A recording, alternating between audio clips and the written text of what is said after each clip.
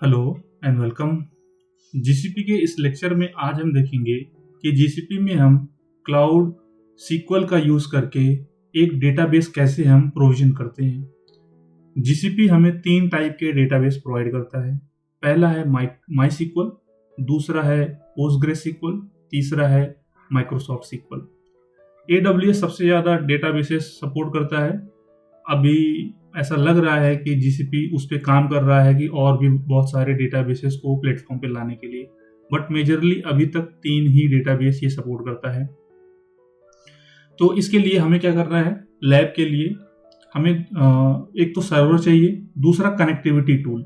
हम किससे कनेक्ट करेंगे, तो हर एक डेटाबेस का अपना अलग अलग कनेक्टिविटी टूल आता है, बट मैं आपको एक ऐसा भी टूल बताऊंगा जो कि यूनिवर्सल होगा, जिसमें आप सारे डेटाबेस कनेक्ट कर सकते हो। तो पहले चलते हैं, हम डेटाबेस सर्वर कॉन्फ़िगर करते हैं और फिर उसके बाद कनेक्टिविटी करेंगे। हमें क्या करना है, सीक्वल पे जाना है और यहाँ से इंस्टेंस कॉन्फ़िगर करना है। तीन डेटाबेस मैंने बताया था, माई सीक्वल, पोस्टग्रेस और सीक्वल सर्वर। यहाँ पे मुझे तीन इन्वायरमेंट मिलते हैं, स्टैंडबॉक्स, डेवलपमेंट और प्रोडक्शन। ठीक है, तीनों के फीचर्स यहाँ पे दिए हुए हैं। अब चलते हैं, हम यहाँ पे इंस्टेंस क्रिएट करते हैं। तो इसमें आप देखोगे कि मल्टीपल वर्जन्स आपको अवेलेबल मिलते हैं। जो भी वर्जन आपको यूज़ करना है आप यहाँ से यूज़ कर सकते हो। पोस्टग्रेस के लिए, माइक्रोसॉफ्ट सीक्वल के लिए 3 वर्जन यहाँ पे सपोर्टेड है और माई सीक्वल के लिए भी आपको अराउंड 1 2 3 4 वर्जन यहाँ पे सपोर्टेड है। तो इन तीनों का जो कॉन्फ़िगरेशन है, प्रोविजन करने का स्टेप्स है, वो बिल्कुल सेम है। तो मैं सिर्फ एक डेटाबेस आपको बता दूंगा, सेम वे से आप दूसरे भी डेटाबेसेस कॉन्फ़िगर कर सकते हो। तो पहले मैं पोस्टग्रेस लेता हूं और इसमें इंटरप्राइज प्लस या फिर इंटरप्राइज आप ले सकते हो। इसमें हाई अवेलेबिलिटी का जो SLA है 99.99 है, इसमें 99.95% है। और इसमें जो आपको पहले मैं यहाँ से बता देता हूँ कि मुझे डेवलपमेंट इन्वायरमेंट चाहिए। साइज आप बाद में हम इसको देखेंगे कि हम कैसे शॉर्ट आउट करते हैं कि साइज जो यहाँ पे मिल रही है वो काफ़ी हाई है, इसको हम थोड़ा सा छोटा करेंगे। इसके बाद हम आएंगे यहाँ पे इंस्टेंस इन्फो में डेटाबेस का वर्जन कौन सा है और हम डेटाबेस का इंस्टेंस आईडी क्या देने वाले हैं। तो यहाँ से मैंने दे दिया इंस्टेंस आईडी और इसके बाद यहाँ से मैंने जनरेट कर दिया पासवर्ड यहाँ से मैं कॉपी कर लेता हूँ। और इसके बाद पासवर्ड पॉलिसी में आप चाहो तो पासवर्ड पॉलिसी इसको चेक कर सकते हो, इनेबल कर सकते हो। इसके बाद आता है कि आपको किस रीजन में आपको रखना है। मैं यूएस सेंट्रल में ही सारे लैब कर रहा हूँ। और अवेलेबिलिटी जोन्स, अवेलेबल जोन्स जो हैं वो सिंगल है और मल्टीपल जोन्स में भी आप अपने सर्वर को रख सकते हो। अगर आपको स्पेसिफाई करना है कोई एक जोन तो आप यहाँ से भी चूज कर सकते हो। इसके बाद आता है customize your instance. Main activity हमें यहाँ पे करनी है। मशीन कॉन्फ़िगरेशन में आप डेडिकेटेड कोर ले सकते हो या शेयर्ड कोर ले सकते हो। शेयर्ड कोर लोगे तो आपको एक छोटा सा कॉन्फ़िगरेशन मिलेगा, डेडिकेटेड कोर लोगे तो आपको अराउंड 3.75 GB रैम और 1 कोर CPU मिनिमम मिलेगा। तो एज पर योर रिक्वायरमेंट आप यहाँ से कॉन्फ़िगरेशन चूज कर लो। ठीक है, तो मैं डेडिकेटेड कोर पे जा रहा हूँ और 3.7 GB रैम और 1 कोर CPU के साथ जाऊँगा। स्टोरेज में SSD बाय डिफ़ॉल्ट है, आप चाहो तो HDD ले लो, बट यहाँ पे आपको लोअर परफॉर्मेंस मिलेगी as compare to SSD। Low latency के लिए हम ज़्यादा करके एप्लीकेशन में time out, request time out ना आए, टाइम आउट का एरर ना आए, तो हम क्या करते हैं, SSD यूज़ करते हैं। GCP को अगर मैं AWS से कंपेयर करूँ तो डेटाबेसेस के और IOPS से रिलेटेड जो भी फैसिलिटीज़ AWS में मिलती है वो आपको कहीं और नहीं मिलती है। AWS में आप अपने से IOPS बता सकते हो कि मुझे कितना IOPS चाहिए, उसके लिए वो AWS वाले अलग से चार्ज लेते हैं, बट हाँ उसमें आपको ज़्यादा IOPS मिलता है।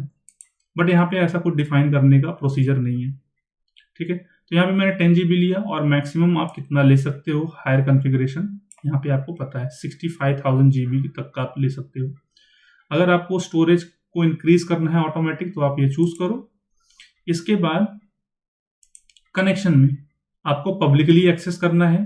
कहाँ से एक्सेस करना है, तो यहाँ पे आप अपनी IP बता दो। यहाँ पे मैं बता देता हूँ कि कौन एक्सेस करने वाला है और what is my IP address.com पे जा करके IP एड्रेस यहाँ पे मेंशन कर दो। मैं क्या कर रहा हूँ 000/0 ये कर देता हूँ। और आपको और भी लोगों के लिए नेटवर्क एक्सेस करना है और लोगों को डेटाबेस एक्सेस करना है तो यहाँ से आप उनके भी नेटवर्क एक्सेस दे सकते हो। फिर आता है डेटा प्रोटेक्शन में। डेटा प्रोटेक्शन में आप बैकअप लेना चाहते हो या नहीं लेना चाहते हो। अगर लेना चाहते हो तो बैकअप का ड्यूरेशन कितना रहेगा और रिटेंशन कितने दिन के लिए आप डेटाबेस को स्टोर करके रखना चाहते हो। तो मेरी रिक्वायरमेंट बैकअप और पॉइंट इन टाइम रिकवरी की नहीं है, तो इसलिए मैं इन दोनों ऑप्शन को अनचेक कर देता हूँ। फिर आता है प्रिवेंट इंस्टेंस डिलीशन। ये सिक्योरिटी प्रोवाइड करता है आपके डेटाबेस को कि कोई एक्सीडेंटल डिलीशन ना कर पाए, ठीक है। और इसके बाद आता है मेंटेनेंस। कब कब आपको मेंटेनेंस करना है, फर्स्ट वीक में करना है, सेकेंड वीक करना है या फिफ्थ वीक में करना है। और उसका मेंटेनेंस विंडो बता दो कि आपको कौन से दिन में करना है, संडे, सैटरडे, मंडे। इसके बाद जो भी ऑप्शन है मैं एज इट इज रखूंगा और इसके बाद यहाँ से मैं करता हूँ अपने डेटाबेस को क्रिएट। मैंने आइडेंटिफायर इंस्टेंस आईडी और पासवर्ड कॉपी करके रखा हुआ है। इसके बाद यहाँ से मैं यूज़र क्रिएट करूँगा, कनेक्टिविटी में से मैं पब्लिक IP लूँगा और फिर मैं अपने डेटाबेस को करूँगा कनेक्ट, ठीक है। तो अभी मेरा डेटाबेस कॉन्फ़िगर हो रहा है, तो इसमें थोड़ा सा टाइम लगेगा। तब तक के लिए मैं वीडियो को पॉज कर देता हूँ। ऑलराइट, सो डेटाबेस हमारा क्रिएट हो चुका है। एक बार मैं ऑल इंस्टेंस पे जा करके वेरीफाई करता हूँ स्टेटस। तो अभी भी ये बता रहा है कि यहाँ पे बता दिया कि क्रिएटेड है, बट यहाँ पे अभी भी बता रहा है कि अभी तक क्रिएट नहीं हुआ है। एक बार मैं पेज को रिफ्रेश करके वेरीफाई कर लेता हूँ, ठीक है। कभी कभी रिफ्रेश करने की ज़रूरत पड़ती है। पब्लिक IP हमारा ये है, ठीक है। इंस्टेंस कनेक्शन नेम हमारा यहाँ पे आ चुका है।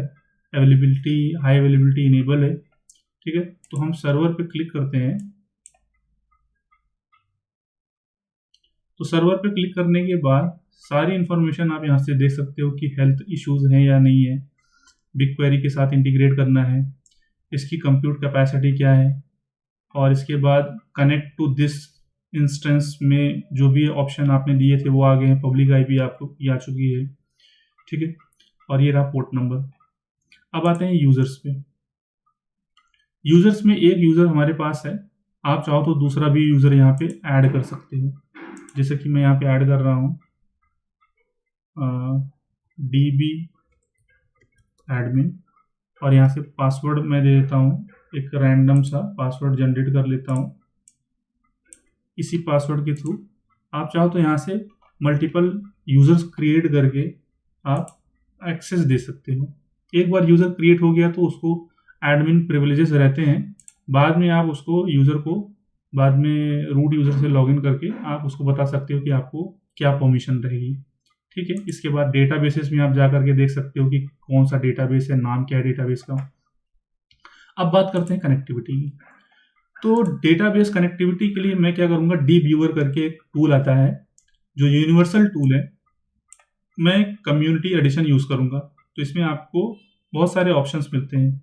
आप चाहो तो प्रो वर्जन भी ले सकते हो, बट ये कमर्शियली है, ये पेड वर्जन है, ठीक है। तो हम क्या करेंगे, इसका यूज़ करेंगे कम्युनिटी एडिशन।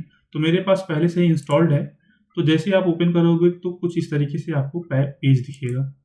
इसके बाद यहाँ पे आप देखोगे तो बहुत सारे डेटाबेस कनेक्टिविटी के ऑप्शंस आपको मिलते हैं कि कितने टाइप के डेटाबेस आप कनेक्ट कर सकते हो। तो यहाँ पे MariaDB है, MySQL है, Oracle है, IBM है, Postgres है, MySQL है। तो मैं Postgres चूज़ करता हूँ और क्लिक ऑन नेक्स्ट। अब यहाँ से हमें क्या करना है, IP एड्रेस लेनी है, कनेक्शंस में जाना है, कनेक्शन से यहाँ से पब्लिक IP ले लेनी है। होस्ट में आपको यहाँ पे एंट्री करनी है, डेटाबेस का नाम क्या है, यूजर क्या है, DB एडमिन,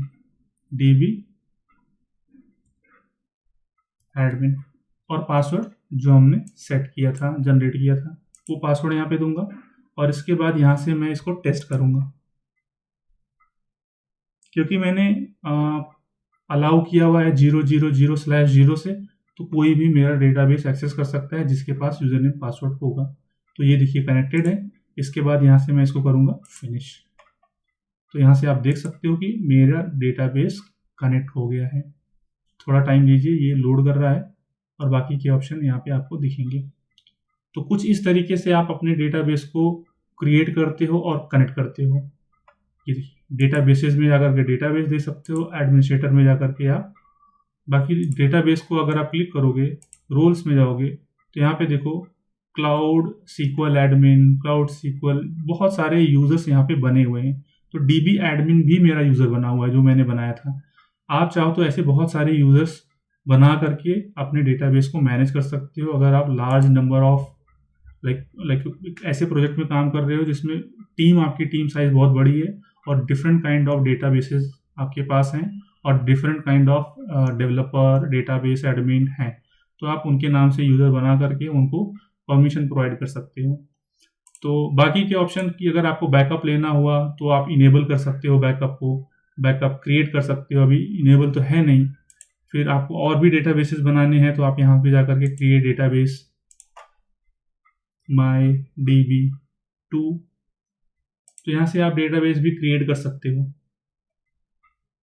बट जब कनेक्टिविटी करते हो तो यहाँ पे अगर मैं एडिट कनेक्शन करूँ तो हमने क्या किया था, यहाँ पे दूसरा डेटाबेस का नाम दिया था पोस्टग्रेस। अगर आप चाहो MyDB2 करके अगर आप कनेक्ट करोगे तो इस डेटाबेस से भी आपका कनेक्टिविटी हो जाएगा।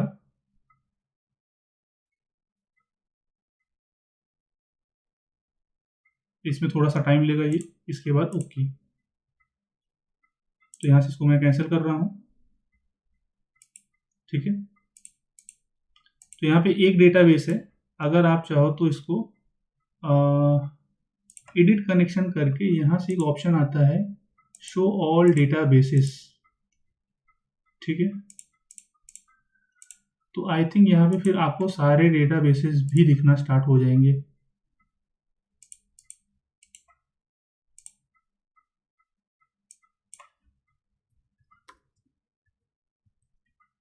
पोस्टग्रेस, ये देखिए यहाँ पे दूसरा डेटाबेस भी दिखना स्टार्ट हो गया। तो पहले हमने इस डेटाबेस के साथ कनेक्टिविटी किया था पोस्टग्रेस के साथ, फिर इस डेटाबेस के साथ कनेक्टिविटी किया था। इसका साइज क्या है आपको यहाँ से सारी चीज़ें पता चलती हैं। तो जैसी आपकी रिक्वायरमेंट हो वैसे वैसे आप डेटाबेस बनाते जाओ, आपको साइज पता चलता जाएगा। आप अपने डिस्क का साइज भी बढ़ा सकते हो। तो ये था हमारा डेटाबेस का लेक्चर। तो इस वीडियो में फिलहाल इतना ही। Thanks for watching.